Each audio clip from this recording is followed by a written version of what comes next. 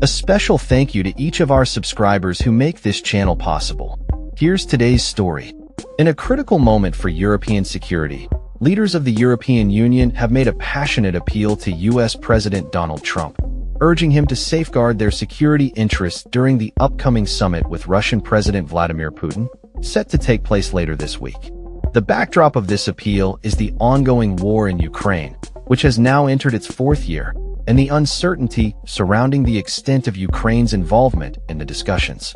The EU leaders expressed their concerns about being sidelined from a crucial meeting that could shape the future of the conflict. Trump has previously indicated that he is willing to explore whether Putin is genuinely committed to ending the hostilities. However, his comments suggesting that Ukraine might have to concede some territory to Russia have left European allies feeling uneasy.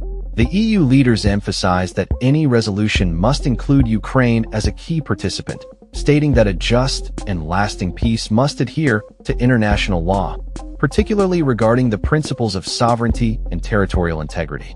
Ukrainian President Volodymyr Zelensky has firmly rejected the notion of ceding land to achieve a ceasefire, as Russia currently maintains control over 4 regions of Ukraine, 2 in the east and 2 in the south.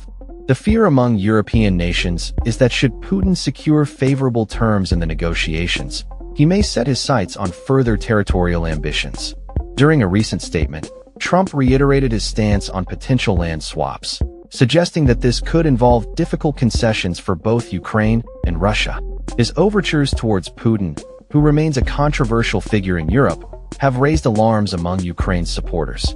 Additionally, Trump has criticized Zelensky, implying that his leadership has not resulted in significant progress during the war, in contrast to Putin's long-standing grip on power in Russia. The upcoming summit will take place in Alaska, a state with historical ties to Russia, having been sold to the U.S. by Tsar Alexander II in 1867.